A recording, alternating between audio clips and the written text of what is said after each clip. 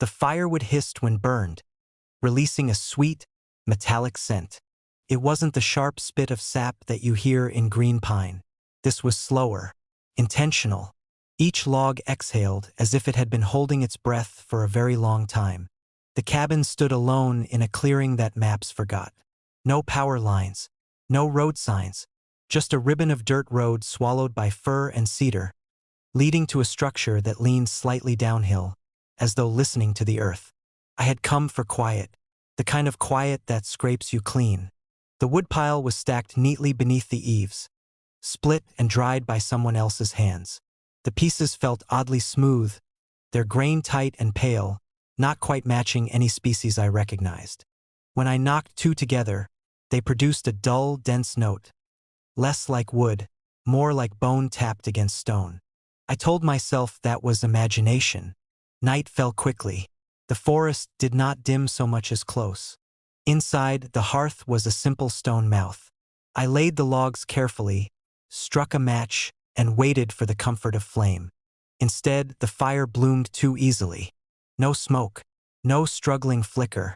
The flames rose clear and steady, almost transparent at their base, as if they burned a cleaner fuel than wood had any right to be. When the heat took hold, the logs began to hiss. Not crack, not pop. A long, whispering sibilance that threaded through the cabin. And then the smell. Sweet, warm. Not the resinous comfort of pine or the smoky bite of oak. It was the sweetness of something intimate, like the air near a healing cut, or the inside of a coin held too long in the mouth. The metallic edge slid across my tongue and settled in my sinuses. Clung to the back of my throat. I stepped outside for fresh air. The scent followed. The clearing lay silvered by moonlight. The trees stood close together, their trunks black and vertical like bars. No wind moved them, no insects sang. Even the creek I had passed earlier seemed to hold its breath. When I inhaled, I could still taste it, that sweet metal seeping from my pores. I pressed my sleeve to my face. The fabric carried it now. Back inside, the fire had shifted. The embers glowed an unfamiliar hue. Not orange, not red, but something deeper, a muted rose threaded with pale blue veins. They pulsed faintly, not in rhythm with any draft I could feel. I crouched closer. The hissing resolved into layers. Beneath the surface sound was another, thinner and higher, like distant voices carried through pipes. Not words, just pressure, rising and falling. I told myself it was sap, but the wood had felt too dry. The scent thickened as the fire burned. My skin prickled. A warmth spread through my chest, not unpleasant, almost nostalgic. Images drifted into me, unbidden. My grandfather's hands guiding mine as we split logs behind his house. The ring of the axe, the smell of iron from the old toolshed, the taste of blood when I bit my tongue as a child. I hadn't thought of those moments in years. The fire hissed again, louder this time, and the memory sharpened beyond accuracy. I could see the exact crack in the handle of his axe, the notch on his thumb. I remembered the way he once paused mid-swing and looked toward the tree line, as if someone had called his name. He'd told me once not to burn wood from the far edge of his property.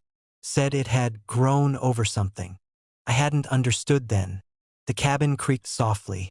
A beam settled. The shadows along the walls lengthened, but not in accordance with the flames. They reached toward the hearth instead of away from it, drawn inward.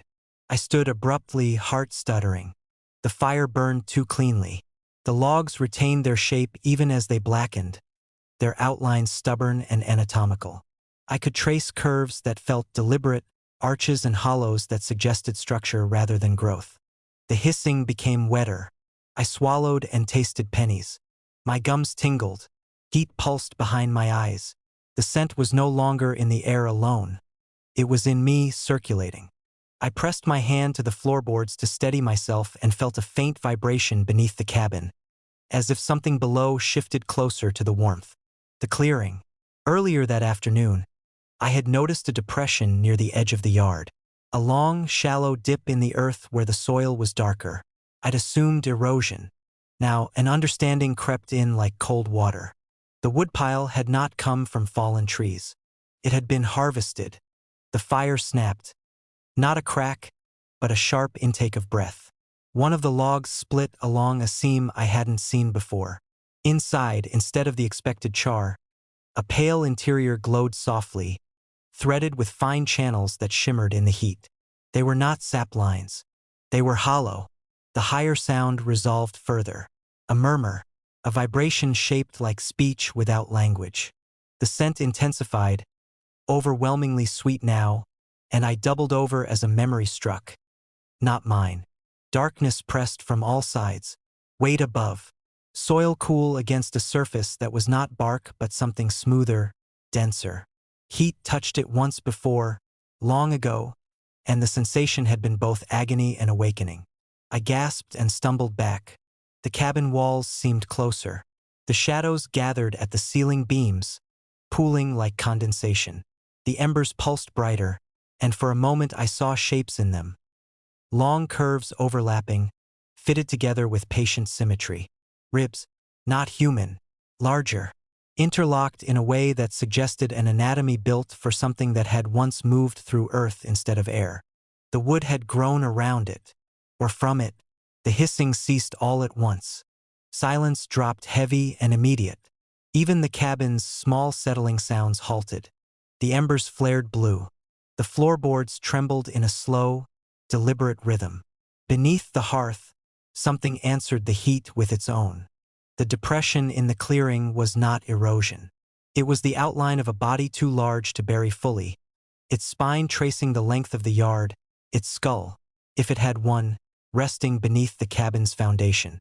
The previous owner hadn't chopped trees.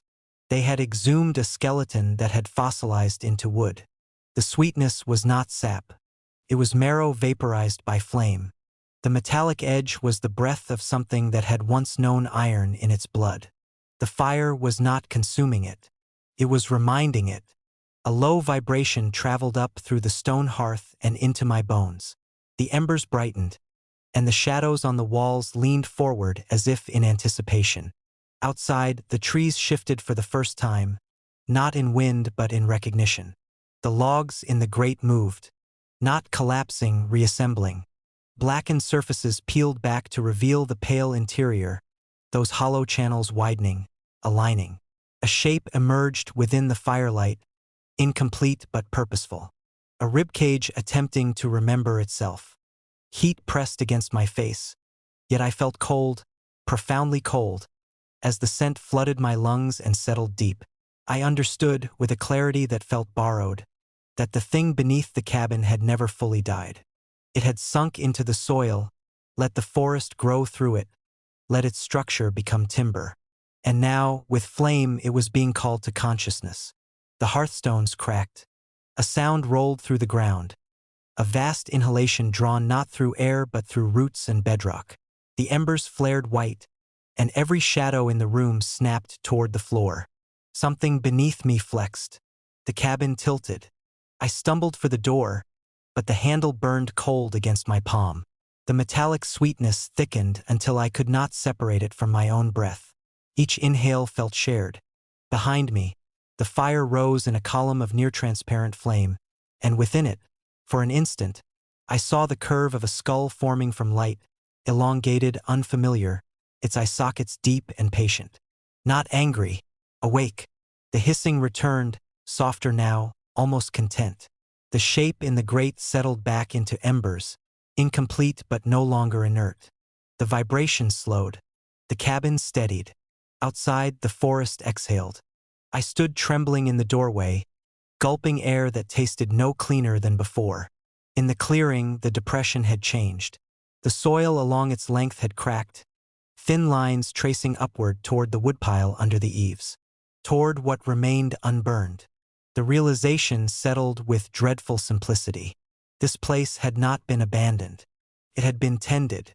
Each winter, someone had come to burn a little more of it. Not to destroy it, but to keep it dreaming. To feed it just enough heat to prevent it from waking fully. I had arrived at the end of the stack. Behind me, the embers pulsed once, twice, like a distant heartbeat finding rhythm. The sweet, Metallic scent lingered on my skin, in my lungs, in the small spaces behind my eyes. It was not fading, and in the quiet that followed, I understood that the fire had not revealed something buried in the woods. It had revealed something buried in me. When I had lifted those logs, when I had carried them inside without question, something in the soil had recognized the pattern of my bones. The memory that struck me earlier, of my grandfather warning me away from the far edge of his land, was not just recollection. It was inheritance. The cabin did not belong to a stranger. It had belonged to him, and the woodpile had been waiting for my hands. Their tent was surrounded by identical stones, each carved with a different symbol. At first, Mara thought Elias was joking. They had pitched the tent at dusk in a narrow clearing deep in the forest, miles from the last marked trail. The path had dissolved gradually, blazes fading, footprints swallowed by pine needles, terrain folding in on itself until direction felt theoretical. That was the point. Elias wanted untouched. Mara wanted quiet. The forest delivered both. The trees rose tall and straight, bark furrowed like old scars. The ground was soft with years of fallen needles, springy and faintly fragrant. No birds called. No insects sang. Even the wind seemed to detour around the clearing.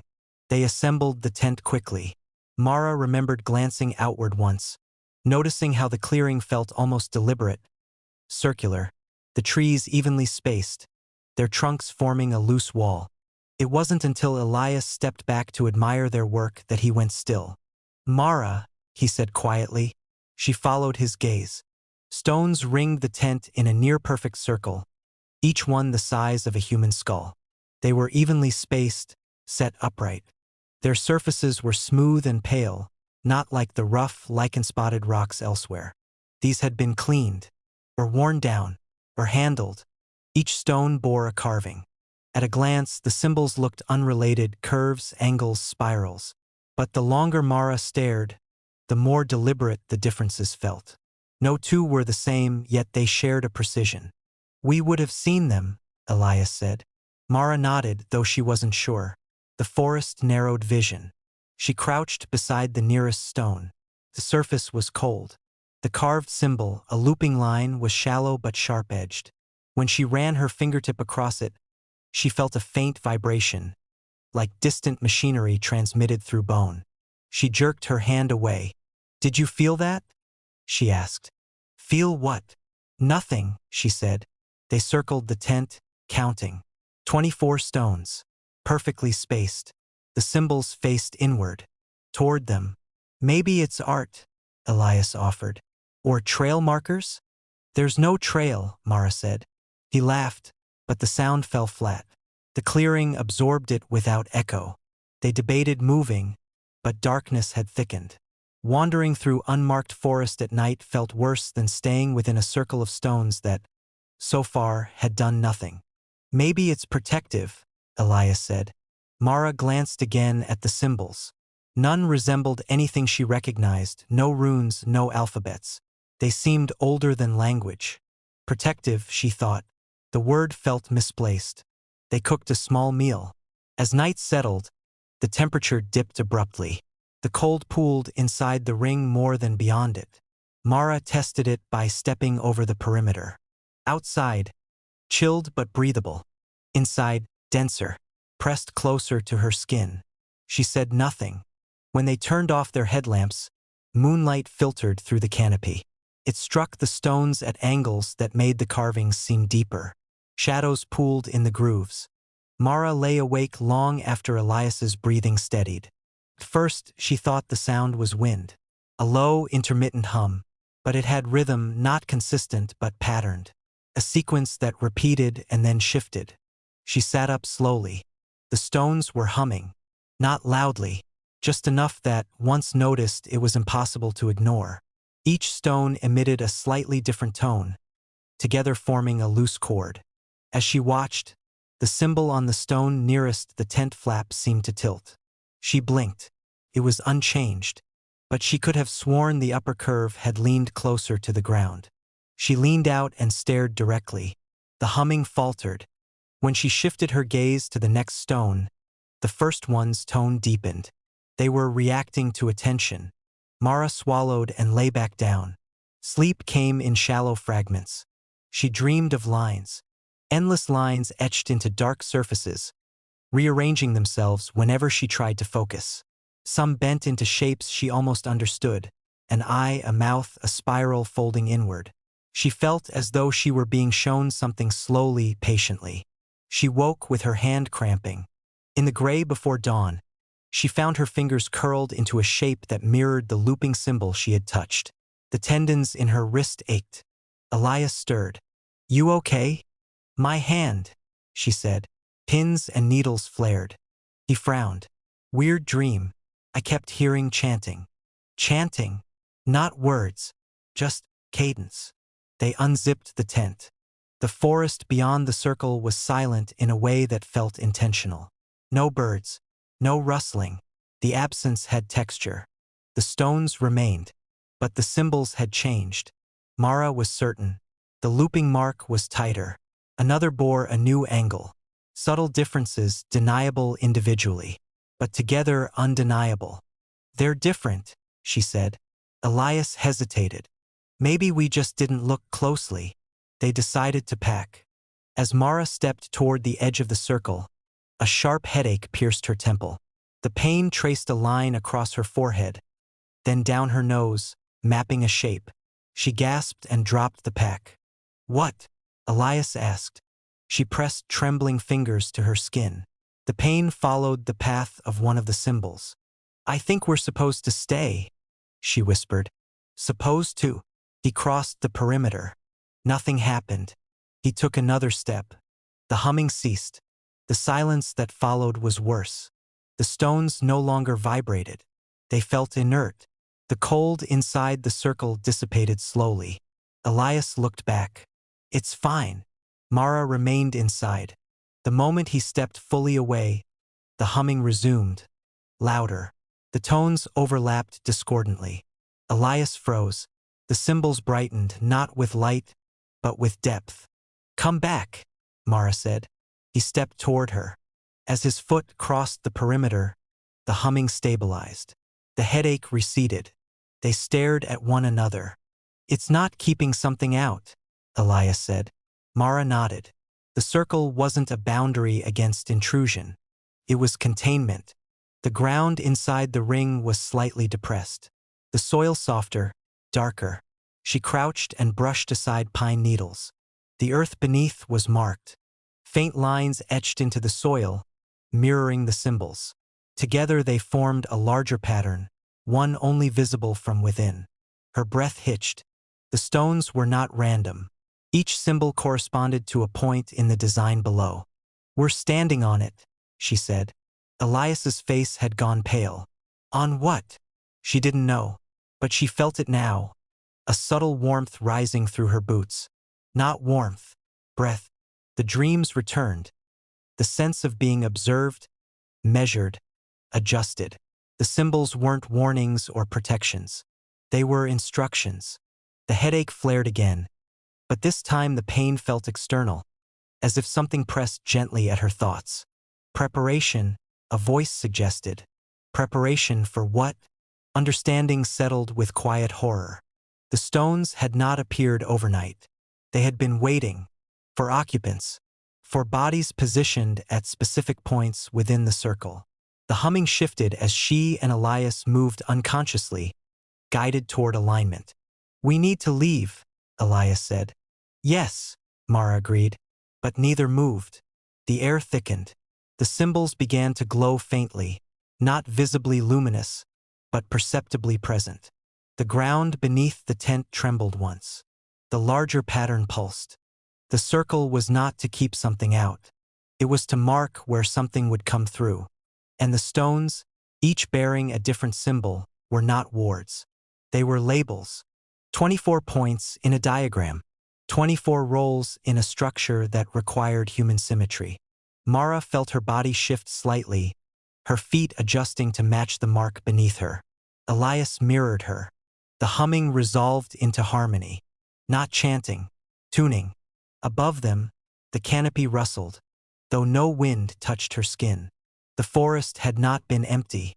It had been waiting, and they had not stumbled into it. They had followed the fading trail precisely because it led here. The symbols were not being studied by them.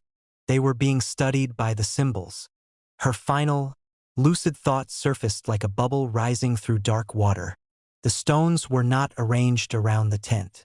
The tent had been pitched at the center of the arrangement. And now that they stood in their proper places, the circle did not feel like confinement. Felt like focus. The humming deepened. Beneath their feet, the earth inhaled.